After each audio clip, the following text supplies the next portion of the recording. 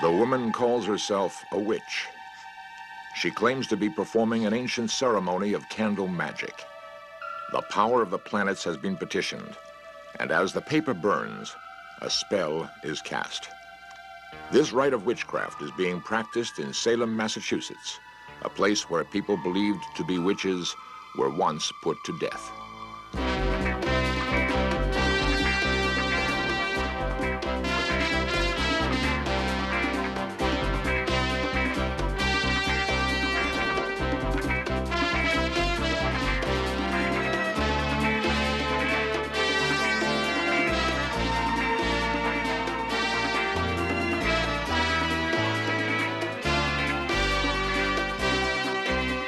This series presents information based in part on theory and conjecture.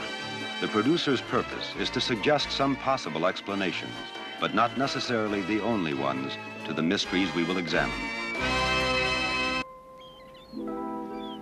Salem, Massachusetts is richly endowed with history and culture. For most of us, it is still best known as the site of America's witch trials.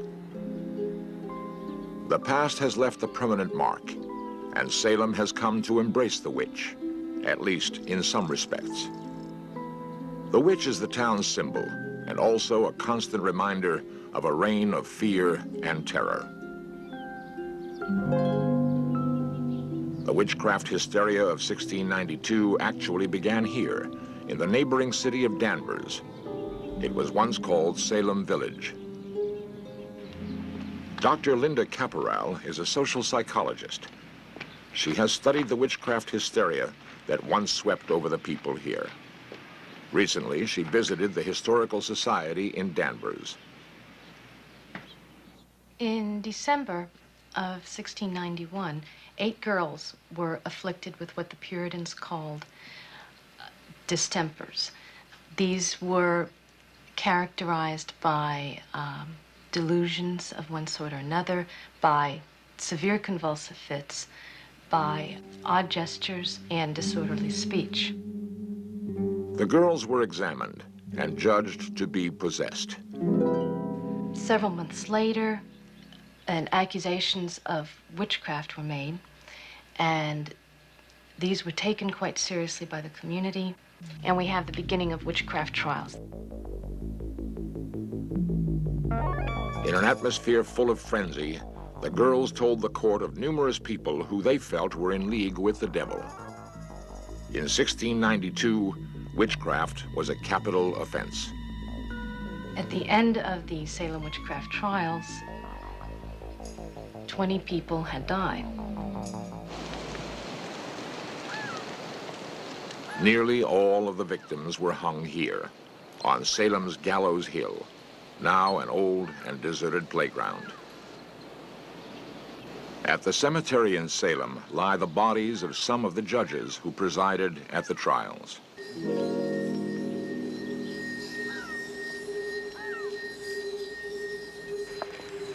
Despite its terrible history, witchcraft now thrives in Salem.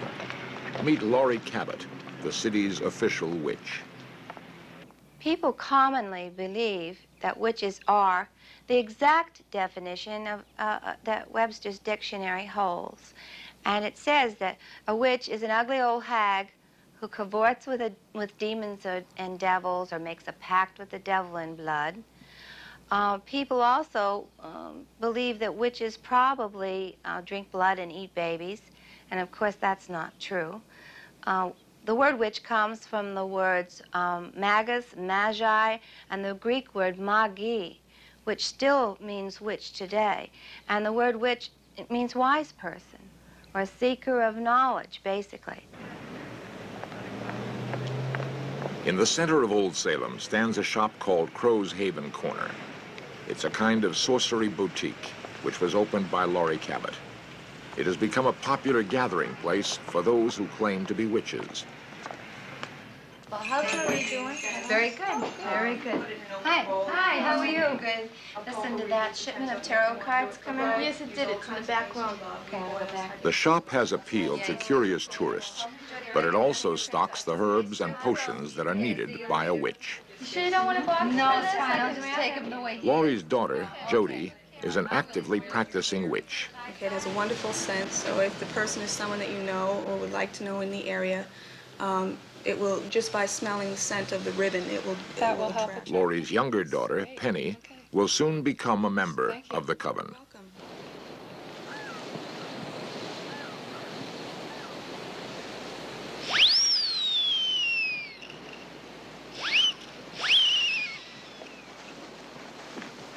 Laurie's coven has gathered to initiate a new witch.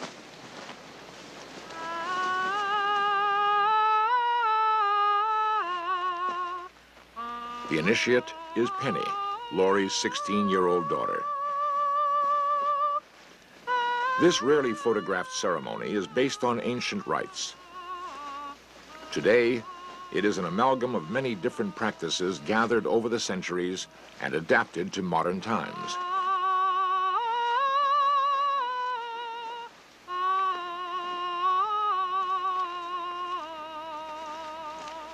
Laurie begins the rite by casting a magic circle around the entire coven.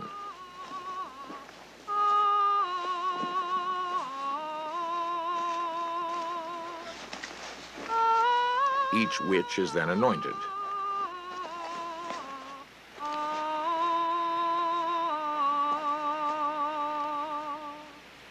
I charge this circle to protect us from all negative and positive energies and forces that may come to do us harm. So mote it be. So mote it be. I draw into the center of this circle the energy of the universe and the wisdom of the pentacle. So mote it be. We bind your hands in infinity. We bind your creativity to the earth to aid us and help us. In the name of Isis, the Great Mother, and the Holy Maiden. Lady Day, on quiet Lady Day, with blossoms in her hair, comes the form of the fairy maiden, leaving green everywhere.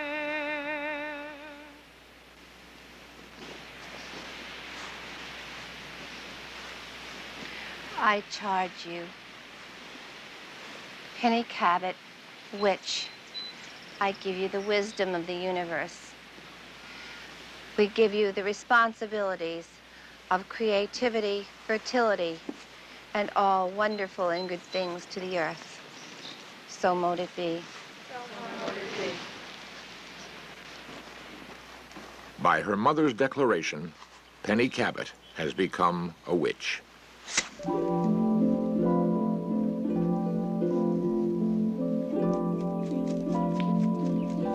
As a new witch in the coven, it is now Penny's duty to perform alone a sacred ritual.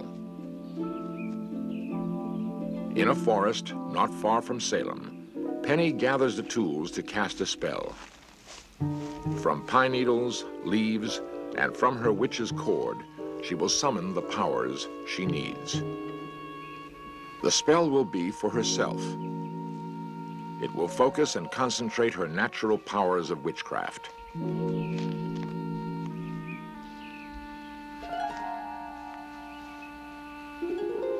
Her wand is a branch she has found. With it, she scribes a circle that she hopes will harness the Earth's natural powers to strengthen and protect her. Today, in Salem alone, at least 400 people call themselves witches. All are active and deeply committed. Being a witch to me means being more aware of your surroundings, being able to use more of your mind and make the life around you work more for you and to help other people. I became a witch because my goal in life is to raise my consciousness, and it's a tool to do that. I'm a witch because it'll better myself and the people and animals around me.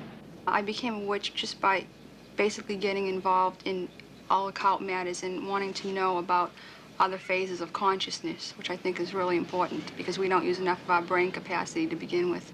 The best thing about being a witch is being able to use the vibrations of material things to work for you in the environment.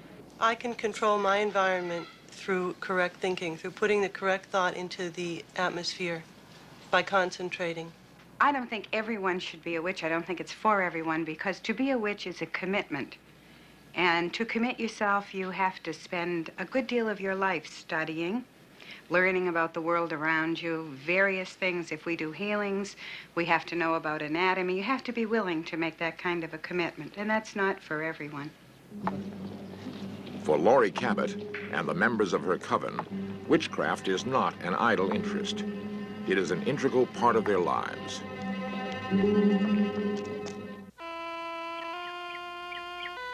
At 6 a.m., most of Salem, Massachusetts is still asleep.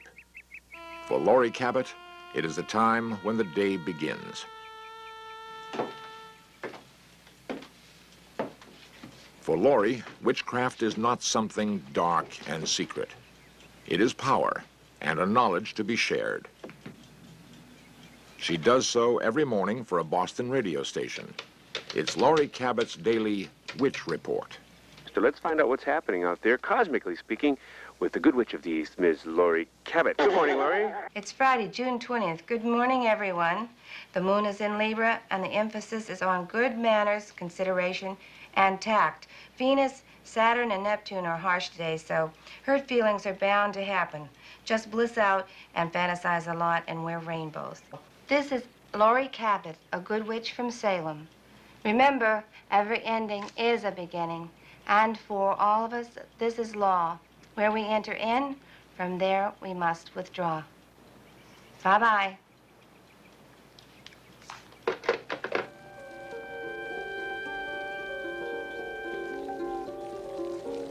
Like most witches, Laurie believes she is expert at making potions of all kinds. When the potion is nearly done, she imbues it with her own power. This potion is for protection and meant to be rubbed on the skin. I charge this potion to protect me from all negative and positive energies and forces that may come to do harm. So mote it be. The potion is a pungent mixture containing sea salt, vervain, frankincense, myrrh, and wolf's hair. 3 times a week, Laurie travels to the nearby city of Marblehead. The purpose of her trip is not to practice witchcraft, but to teach it to interested students. Welcome to Witchcraft 2 class. This is the class that you're going to learn about witch tools. It's our most exciting class, of course. It's fun to learn about mixing potions and about magic wands that everyone thinks is so frivolous. Now, the magic wand varies extremely. This is sterling silver. It has the pentacle on the top. We have potions, and we know potions are organic perfumes, and we're going to learn how to make a potion for every sign in the zodiac. We're going to also learn how to make our own little spell kit. This is a healing spell. Orange for Mercury, that's to aid healing. In here is something very simple. This is sea salt, and this is going to prevent illness. What we're going to do is teach you the culmination of all these things so that you can put them together and actually perform or put a spell together and do your magic and use your energy and your power to heal or to change things, maybe change the weather. These are very important tools for you. June 21st for most of Salem marks the beginning of summer. For witches, it is a high holiday, a time for celebration and worship. It is the summer solstice. Laurie Cabot conducts a magic circle with her coven. I charge this circle to protect us from all negative and positive energies and forces that may come to do us harm. So mote it be. So mote it be. On the solstice, we draw in the energy of the sun and Jupiter into this place. We allow it to circulate in this circle. So mote it be. So mote it be.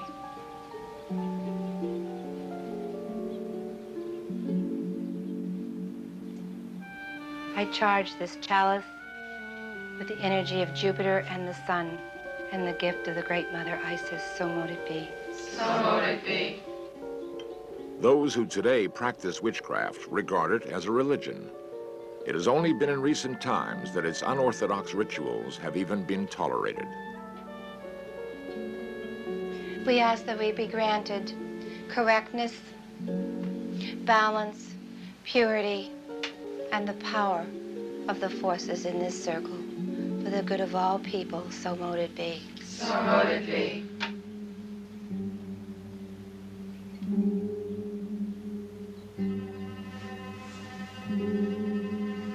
We now hold this energy within our bodies. The witches now form a cone of power, uniting and concentrating their energy. Finally, the magic circle is uncharged.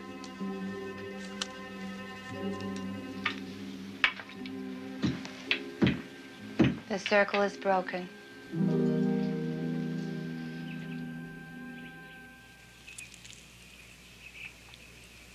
If Laurie Cabot had practiced witchcraft in colonial Salem, she most certainly would have been hanged.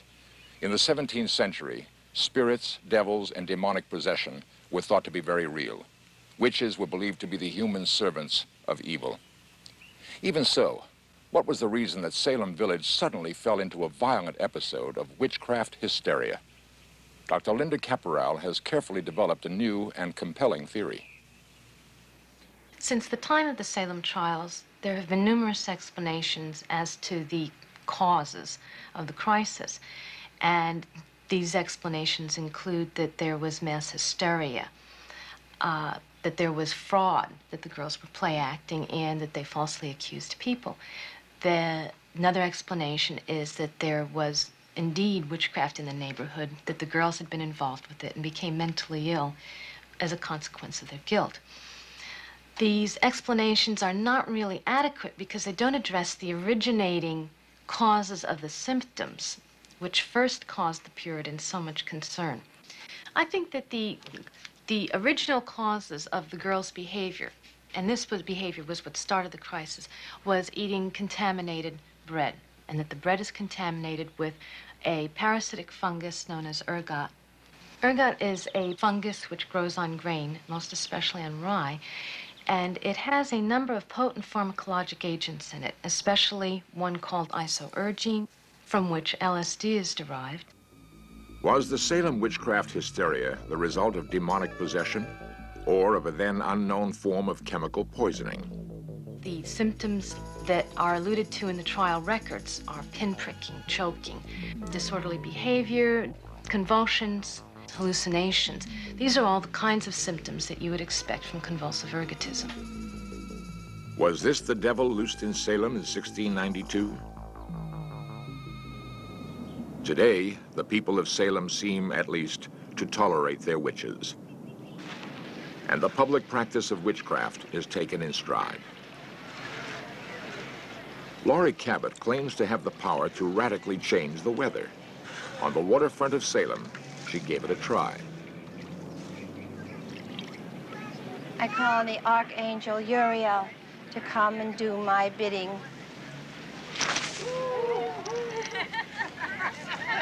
I call on the Archangel Gabriel to come and do my bidding.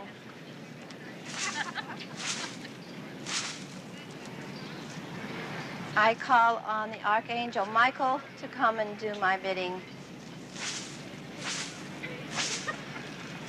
I call on the Archangel Raphael to come and do my bidding.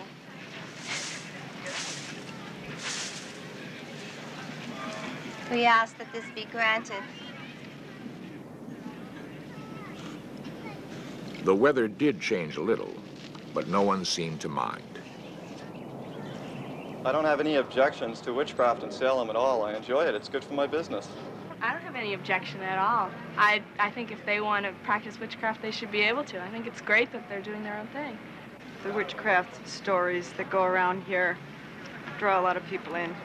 Well, it's clear that in the Bible, the witchcraft is condemned, and the people who are practicing it are not condemned if they're willing to give it up later, but I feel like they're just postponing the fullness of life they might enjoy if they look to the true source and not just some playing into the devil's hands, which they're doing whether they're conscious of it or not. All the witches in Salem don't give us any problems. They're very law-abiding. People often ask me, do you think the witch trials are over in Salem, or could witches be persecuted again? And I have a feeling, because of our lack of education, there's a possibility through people's belief systems that it could happen again if we do not educate ourselves well enough. People need, excuse the expression, scapegoat, somewhere to put their anger and their unexplained happenings. But if they really knew what we know, it could never happen again. We don't intend it to happen. It won't happen to the witches of Salem, I can guarantee you that. Despite the horrifying past, witchcraft in Salem is alive and well and determined to survive. The witchcraft hysteria that swept through Salem nearly 300 years ago ended as quickly as it began. Many of the accusing girls made poignant public apologies, and Massachusetts became the first state to remove witchcraft from its catalog of capital offenses. Perhaps the worst of all demons and devils are ignorance, intolerance, and fear.